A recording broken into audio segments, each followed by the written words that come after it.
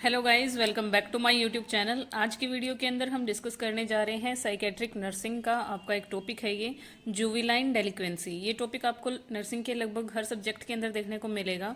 तो देखिए, जुविलाइन जो वर्ड है उसका मतलब होता है बाल और डेलिक्वेंसी वर्ड का मतलब होता है अपराध। जुविलाइन डेलिक्वेंसी आपसे डायरेक्ट क्वेश्चन पूछा जाता है कि इसके ऊपर शॉर्ट नोट लिखिए, या फिर आपसे डिटेल में भी ये पूछा जा सकता है। ठीक है, तो देखिए, सबसे पहली बात आपने इसके अंदर लिखनी है इसकी डेफिनेशन। तो बाल अपराध क्या होता है? देखिए, जो भी आपके 18 ईयर से कम के बच्चे होते हैं उनको आप मतलब 18 साल से कम जो बच्चे होते हैं उनको आप अडोलसेंस या फिर जुविलाइन ही बोलते हो। ठीक है, तो बाल अपराध यानी जब वो बच्चा, ठीक है, एक बच्चा जब कोई अपराध करता है या ऐसी एक्टिविटी के अंदर इन्वॉल्व होता है उसको हम क्या बोलते हैं? जुविलाइन डेलिक्वेंसी। तो डेफिनेशन के अंदर आप क्या लिख सकते हो कि जुविलाइन डेलिक्वेंसी मीन्स इंडल्जेंस यानी attachment, involvement of the child in an act which is crime for adult. ठीक है, यानी एक बच्चे का ऐसी एक्टिविटी के अंदर या ऐसे एक्शन के अंदर, ठीक है, एक बच्चे का एक एक्शन के अंदर इन्वॉल्व, कैसा एक्शन? जो कि क्राइम होता है अडल्ट के लिए। अगर कोई अडल्ट इस चीज़ को परफॉर्म करे तो वो क्या हो जाएगा? क्राइम हो जाएगा। कैसी कैसी चीज़ें, कैसी एक्टिविटी या कैसे एक्शन? जैसे कि मर्डर, ठीक है, सेक्सुअल असोल्ट, या फिर थेफ्ट, चोरी किसी चीज़ की, या फिर इन्फ्लिक्टिंग इंजरी ऑन अदर्स, किसी दूसरे इंसान को क्या करना? पेन देना, इंजरी देना। ठीक है, अगर इन एक्टिविटीज़ के अंदर एक बच्चा इन्वॉल्व है तो उसको हम क्या बोलते हैं? बाल अपराध बोलते हैं। और ऐसे बच्चे को कंसिडर किया जाता है बाल अपराधी के तौर पे। ठीक है, जुविलाइन डेलिक्वेंट का मतलब क्या हो गया आपका? बाल अपराधी।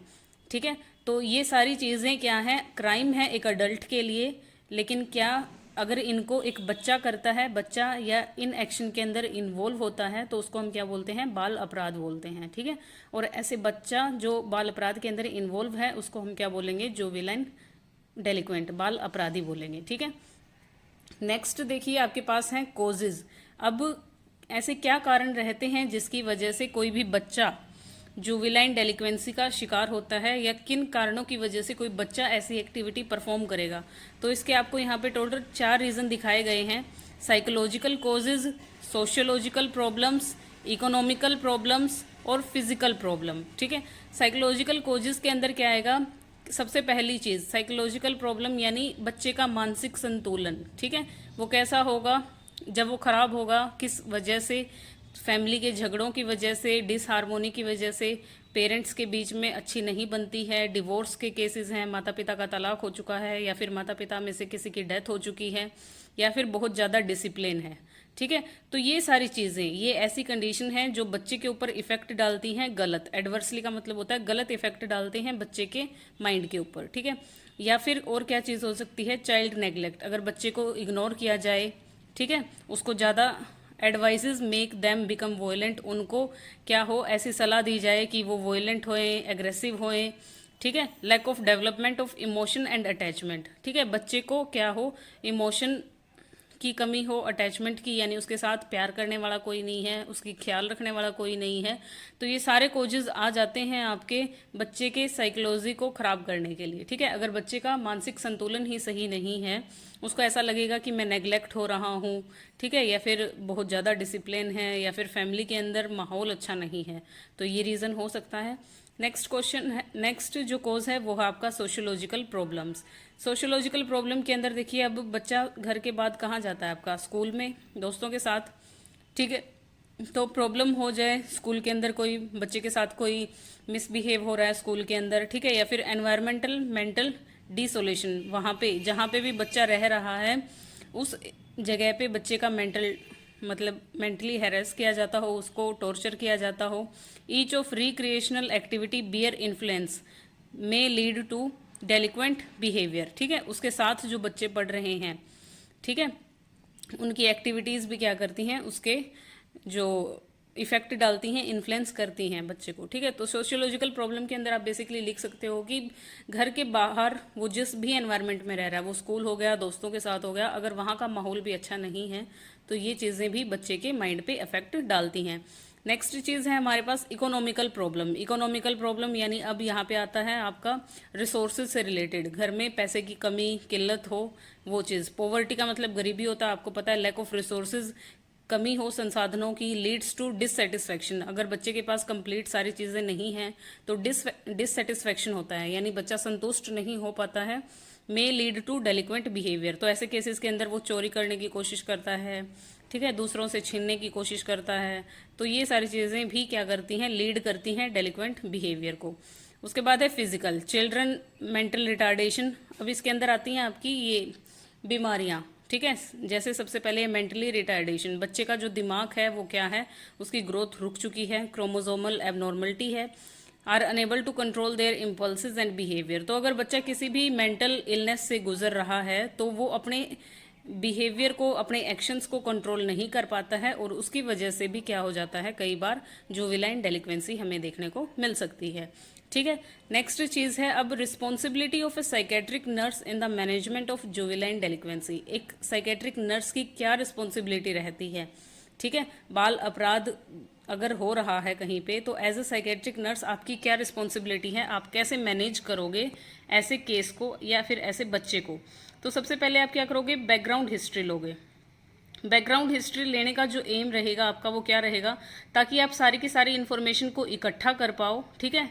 उसके अंदर क्या चीज़ें आएंगी, बच्चे की फैमिली से रिलेटेड, स्कूल से रिलेटेड, जिस कम्युनिटी के अंदर वो रह रहा है, जिस सोसाइटी के अंदर उसका घर है, ठीक है, ये सारी चीज़ें कैसे बच्चे के बिहेवियर को अफेक्ट कर रही हैं। अगर आपको पता चलेगा, कोज का पता चलेगा, अब कोज हमने इतने सारे पढ़ लिए, अब कोज का पता चलेगा तभी आप आइडिया लगा पाओगे कि बच्चे का जो बिहेवियर है वो ऐसा क्यों है, ठीक है। उस सिचुएशन का पता लगा पाओगे जिसकी वजह से बच्चे का बिहेवियर ट्रिगर हो रहा है। तो ऐसे बिहेवियर को आप अवॉइड कर दोगे तो बच्चा क्या हो जाएगा, ठीक हो जाएगा। नेक्स्ट है यूज़ ऑफ साइकोथेरेपीज़। आप क्या कर सकते हो, साइकोथेरेपीज़ का यूज़ कर सकते हो, ठीक है। ये क्यों यूज़ की जाती हैं, ताकि हम बच्चे का डिज़ायर्ड बिहेवियर पा सकें, और जो माल अडप्टिव बिहेवियर है, बच्चे का जो एबनॉर्मल बिहेवियर है, उसको हम कम कर सकें। इसीलिए हम क्या कर सकते हैं, साइकोथेरेपीज़ का यूज़ कर सकते हैं, ठीक है। सेकंड ये आप कर सकते हो as a psychiatric nurse. Next चीज़ है कि साइकोथेरेपीज़ के अंदर आप कैसे यूज़ कर सकते हो, वो आपको यहाँ पे बताया है। देखिए, द पॉजिटिव री इन्फॉर्मेंस टेक्निक ऑफ प्रेज, आप बच्चे की तारीफ़ करो, ठीक है, मटेरियल दो उसको, पर्सनल वैल्यू का पता चले, टोकन इकोनॉमी, ये सारी आपकी थेरेपीज़ की टाइप आपको बता रखी हैं, जो क्या कर सकती हैं, हेल्प कर सकती हैं एक बच्चे के बिहेवियर को ठीक करने के लिए, ठीक है। ये सारी आपको बातें बता रखी हैं जिससे आप माल अडेप्टिव बिहेवियर को क्या कर सकते हो, डिक्रीज़ कर सकते हो। बच्चे के एबनॉर्मल बिहेवियर को कम करने के लिए आप इन टेक्निक्स का यूज़ कर सकते हो, जिसके अंदर है सबसे फर्स्ट एक्सटेंशन, फिर है रिस्पॉन्स कॉस्ट, फिर है ओवर करेक्शन, ये सारी चीज़ें। नेक्स्ट आप क्या कर सकते हो, skill development. As a nurse आप क्या करोगे, बच्चे को हेल्प करोगे डेवलप करने में एक पर्टिकुलर स्किल। बच्चा जिस चीज़ में भी आपको लगे कि तेज़ है या ये कर सकता है, तो उस चीज़ पे आप क्या करो, ज़्यादा वर्क करो। जैसे कि प्रो सोशल एक्टिविटीज़ आप करवा सकते हो, toy sharing, waiting for turn, ठीक है। मतलब बच्चे को आप सिखा सकते हो कि कैसे शेयरिंग की जाती है, ठीक है, कैसे अपने खिलौनों के साथ दूसरे को भी खेलने देना चाहिए, ठीक है। और किसी भी काम में आपकी बारी आए उसके लिए आप वेट करो, आस्किंग फॉर हेल्प, ठीक है, ये सारी चीज़ें आप करोगे। प्रॉब्लम सॉल्विंग स्किल्स आप कैसे, मतलब जो भी बच्चे को दिक्कत हो रही है, प्रॉब्लम सॉल्विंग स्किल्स आप उसकी डेवलप कर सकते हो। रिलैक्सेशन स्किल आप बता सकते हो, गुस्से को कैसे मैनेज करे वो आप सिखा सकते हो।